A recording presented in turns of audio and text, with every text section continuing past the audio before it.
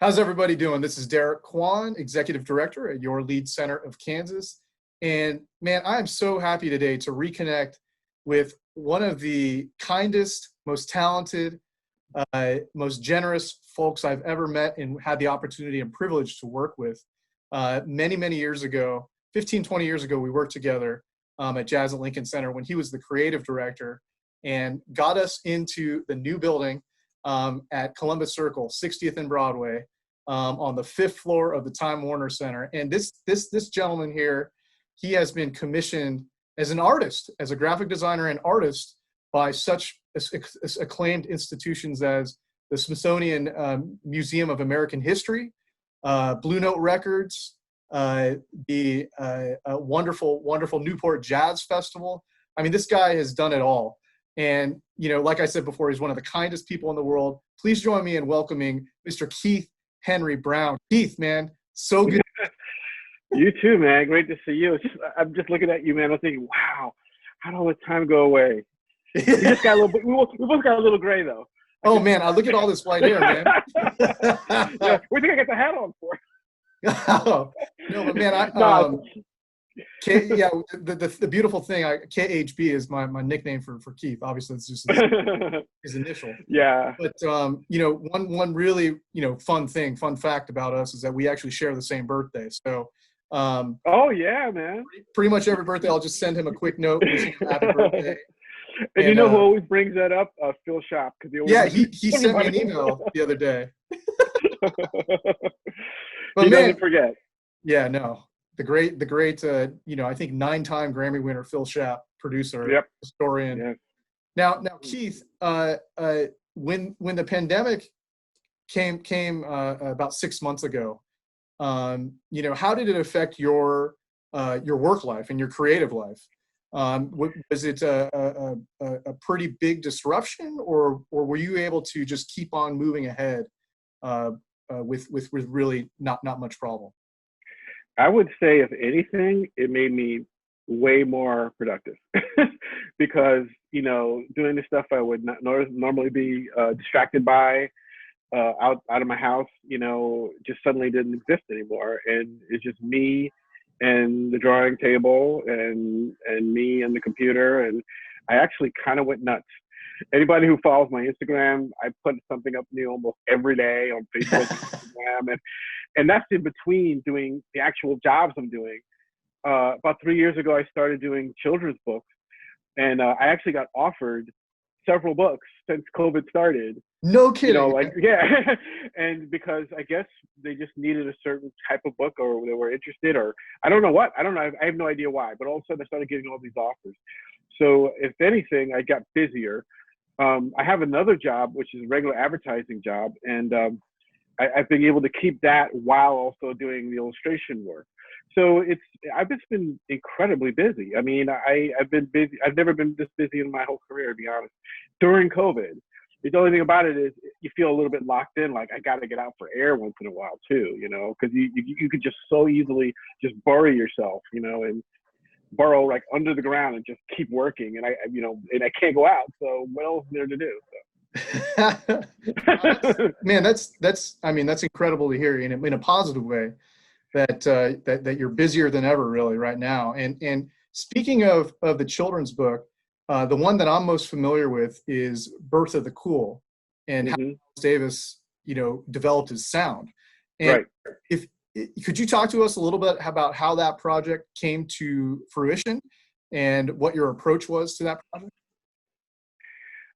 Well, I had made a decision that I was going to try doing books. I had a graphic novel about Eric Dolphy that I had started working on that sort of fell apart, and then couldn't. People were looking at it, publishers, it just couldn't happen. So I decided to. I got an agent. I literally got on Google, and I guess in the old days it would have been looking at Yellow Pages, and found an agent. And almost the day that I got the agent, somebody just saw my work online and said, we're looking for someone to do this book. And the author saw your work, and she's brought it. It was a publisher called Page Street Books. And I was just like, I hadn't even read the script. And I made a decision on that I was going to do this book. Miles Davis, I'm on. It ended up being a really beautiful script. And I had never done a children's book before, but I had done comic books and other things, so it wasn't that much of a stretch. It was a learning curve, and it was it was labor of love. It was just something I really, really wanted to do, and it made me very happy. And it took about 7 or 8 months of really hard work and drawing and learning how to, and it is a bio, so it shows him from a little kid all the way up until he gets, I think, his first big triumph at the Newport Jazz Festival. And I just thought it was a great story, and I got to draw other people in his band, and it's for kids. And even that alone is like a weird thing. Like, how you gonna make a Miles Davis book about kids? Because Miles, I think his favorite word was MF, and yeah, he was exactly kind of known for doing all kinds of things, But she wrote a script which didn't. Sorry, my cat just ran by. That's cool. We love cats. Cats are welcome. No, you do. Cats are okay. Okay, well, she'll probably jump up again.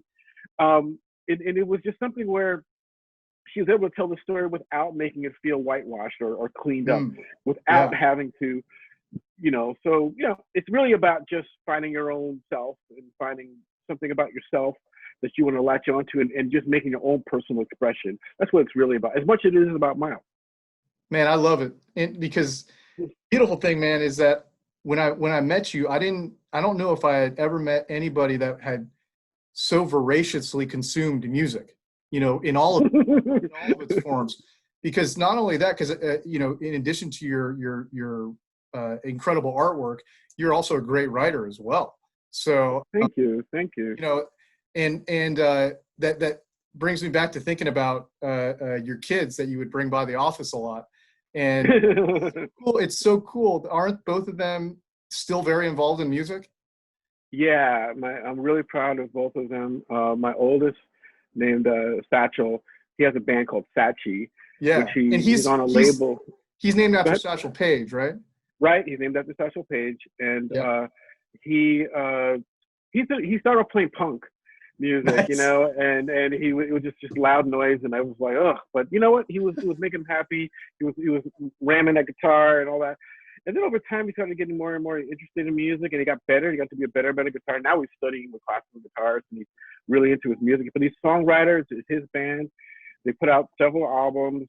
He's open for bands a lot. They travel. He's got a following, and I think they're pretty good. They've got videos out and everything, and it's a pretty hot band. And we talk music all the time. Now he's probably almost as into it as I am, or more. I mean, he's like a sponge too. He's interested.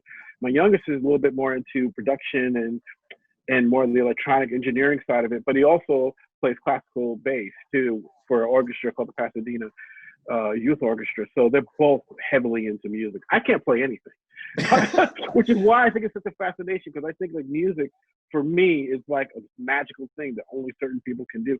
Even to play a simple tune, to me, is like, I don't know how you can do it. I can't. So it's just it would probably take me hours and days and months to just learn how to play one song. And for someone to just walk up to a piano and start playing, to me, I think that spark is what makes me in love with music. Is that so my own sons are like magical people to me, because they can do it. My son just pick up a guitar and just start playing something, and I'm just like, gosh, I can never do that. He'll always have that power over me. You know what, Keith? This is great, because that really youth-like fascination and awe that you bring to the table with music, it really, I think, inspires some incredible art that you've created for albums. You've now, I know you have a great relationship with, the virtuosic superstar jazz bass player, Christian McBride. And how many albums have you now designed for Christian? Well, there's one coming out this month, and that'll be 8. Wow. 8 albums. Yeah, and it was just so low key. I mean, a former colleague of ours, Andre Guest, is his manager, and how it started was he was going to do a show, a week-long show at the Village Vanguard in New York, and they were going to. He had this band called Inside Straight. Yes. And the reason why they even existed was because Lorraine, who was the manager there, I forget her last name. Gordon. She didn't want him to do any electronic music because she said, I don't want that electronic crap in my place. She's known for being a very tough lady and very Yes. strong, but also legendary. Oh yeah. And very important in the music. And so she said, I need you to put together quickly a group. So he put together a wonderful group. I think it was Eric Reed and Warren Eric Wolf. Reed, Steve Wilson, yeah. Warren Wolf, yeah. Yeah, Lord Wolf, and I forget who was drumming. His guy who's been with him forever, Clifton something, I think. Anyway, so they didn't have time to even put together a photo shoot. So Andre, his manager, said, "Hey Keith, can you just draw this instead?" So I went to a show. I went to a rehearsal, and then I just drew them playing, and then I ended up being the cover, kind of brown. And then just the following year, I got a call. Christian wants you to do another cover. And then another following year, Christian wants you to do another cover. And it just kept going. So we're like album number 8. So let me ask you, Keith, what is your approach when you design an album cover? Do you ask to listen to the music first, or do you mainly have a conversation with the artist, with Christian, and talk about the concept, or how does that all unfold? It's all those ways. I mean, sometimes I ask the music, and the music's just not available for whatever reason because it hasn't been mixed and they don't want it out or something. And then sometimes Christian will say, like, there was an album he did called People Music, and he had the whole concept out in his head. He wanted it to be a bunch of people standing in front of a jazz club waiting to see his band. And he wanted all the people to look very diverse and different. So I drew like a ballerina and then a guy on a skateboard and all this because he wanted to get the people music. Was his idea was that he wanted the fact that jazz is for everybody and it's not just this elitist music for like snobs and intellectuals and stuff like that. And then with the one I did more recently for his band, it was a different band. It was a newer band. God, I can't remember now. Is it New Jean? Is it the New Jean? Yeah, New Jean. Yeah. New Jean, right? That was his concept. He wanted 2 guys standing on the corner in Philly saying, where's the band? Even what they said, it's like a cartoon drawing. He knew exactly what he wanted them to say. He knew what to do. And that was a fun one because, I just drew 2 dudes standing under a street sign. And I actually put the name of the band in there, but then I made one of the 2 dudes Satchel. I actually drew my son, one of the 2 dudes, which I often do. I'm doing the children's book now when I made him the main character. It's just something to make it more fun to do. Oh yeah, no, that's great. And the cool part about that album, that cover. So you said like cartoon-like or comic, a bit comic. Yeah. And didn't you work for Marvel at one point?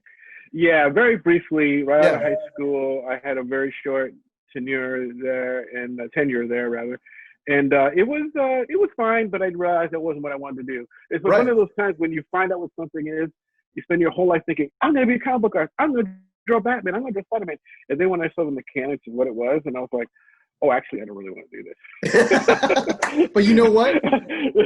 Those kinds of experiences are so valuable, and the sooner you experience that, the better, because then you know what you don't want to do, right? Precisely. It was like one of those things where I enjoy comics so much, I just assumed I'd want to draw them.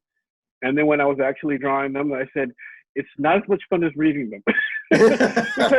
because I think what the main thing, Derek, I think it was just this idea that there were other people's characters and I had no say in anything, and they're licensed and they're owned, and you couldn't do but so much with them, and and I just felt so limited, and I felt like I was just part of a cog of a machine. Every month, a new issue have to come out or whatever.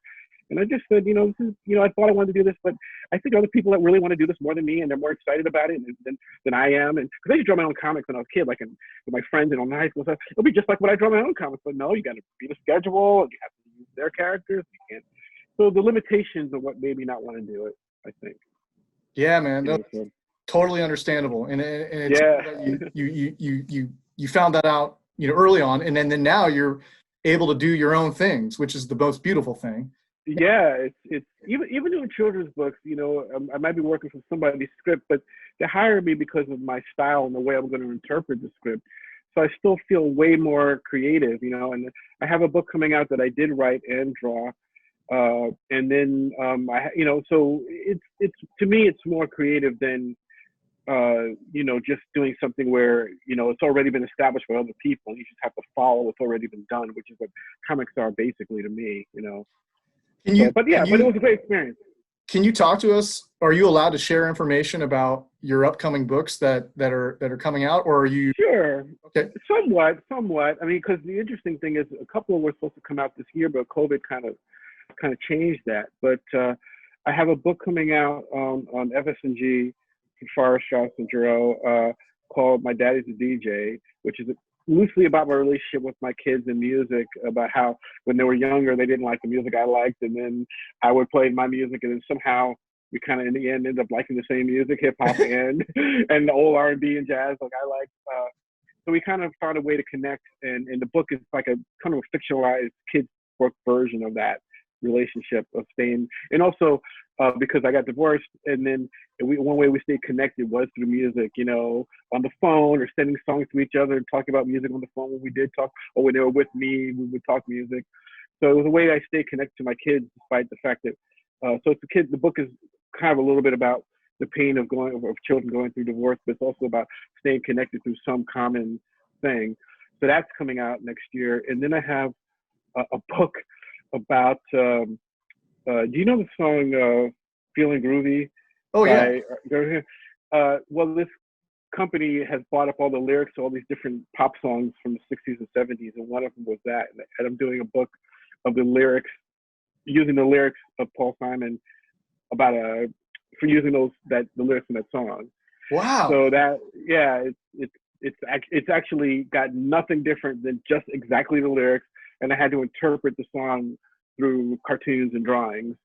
So that's coming out next year. And then I'm getting ready to do a book now. It's kind of new, but it's because I haven't even signed it yet, but it's going to happen. And it's about a book about John Lewis. Oh, for Scholastic. Oh, Yeah. wow. Yeah, That's that just great. happened literally just in the last couple of weeks. And I'm very excited about that one because Man. I just admire him so much. And it's actually the story of a little boy who's a real kid who had this relationship with John Lewis. The one who you don't know if you heard the story about the little boy who wrote to John Lewis and asked him if he could be part of him, his Yeah, and crusade. he took the walk on the bridge with him, right? Right. That's Yes. what the book is about. Wow. So I'm very, very excited about that one. And it's pretty close to a done deal, so I think it's okay for me to mention it. So yeah, I mean, so I've got all these going on almost simultaneously, and I have other ones I'm not even going to mention. So it's like it's pretty exciting because that's all so things cool, I'm man. really happy to do. I'm really happy to do. So Man, thank you so much for sharing all that. And yeah, speaking of John Lewis, that kind of brings up in my mind, all of the various forces at play in society right now, related to social justice and all the incredible work that John Lewis did for the cause. And with all some of the recent happenings, in the last couple of months, how have the different current events of the day informed your artwork, or have they? Oh, they have. I mean, I've done quite a bit of work. I mean, in different ways. Like I started doing this cartoon strip that I would post on Instagram and other places called Internal Dilemma, which is a cartoon version of myself, sort of reacting to, the whole political situation. And then I've done a lot of stuff whenever like something really happens that really touches me, especially sharp, like Elijah Muhammad. Yeah.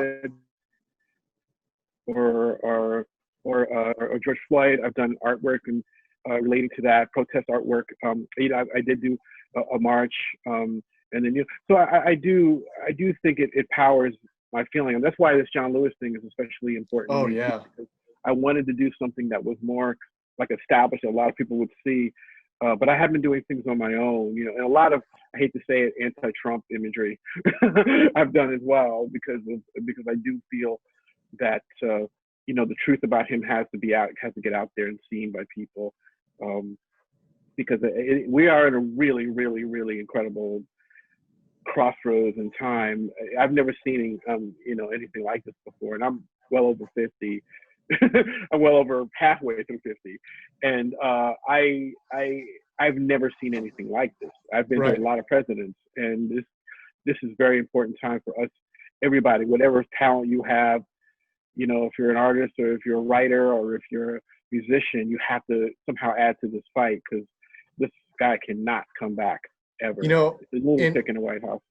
you know the beautiful thing about music and the arts is that it is such a wonderful vehicle to unite people and to find a common bond. And while in this day and age, it seems like a lot of forces at play are trying to divide us, and trying to drive a wedge between people. And that's what I really enjoy about your artwork, is that it really evokes a sense of authenticity, a sense of ethics, a sense of real passion and enjoyment, and a real, to me, um, you know, to be transparent, I've got a few of Keith's works actually in my living room, and whenever I get to see them, and I see them like every day, I get a sense of peace and a sense of solace when I am able to, focus on them. So, Thank you. I appreciate you saying that. no, It's man, funny because when you show me to my I do so much stuff I forget what I've done. I literally, like, it'll be somebody's birthday and I have to like go in my computer and like do a search and say, did I ever draw that guy? Did I ever paint that person? Because I'm just a machine in a weird way.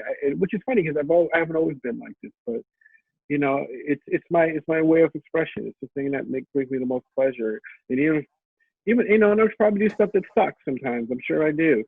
And I'd rather just do anything I feel like doing and just get it out than scrutinize every little thing I do to make it so perfect, because it's just something that helps my soul, yeah, man. helps me function. Hey, man. So, once again, thank you so much for taking the time to visit. Sure. It's so great to reconnect. And I have one final question for Mm-hmm. you, and that is, during this time of quarantining and being locked down, what is the one thing that you miss the most? Oh, that's a very good question. I think just connecting with people, and whatever that entails. It could mean, going to a live show of music. It could mean just joining friends, being around other artists, and just guys like you, getting to be in the same room. I hope that I'll find myself in your neck of the woods or the same way, just being around old friends and just talking, Yeah, man. This is nice doing it this way, and I'm happy, and I'm glad we're doing this. But I'd rather give you a nice pat on the back or a nice handshake, although we can't even do that now. So. No, man. But even have your presence close to the mind.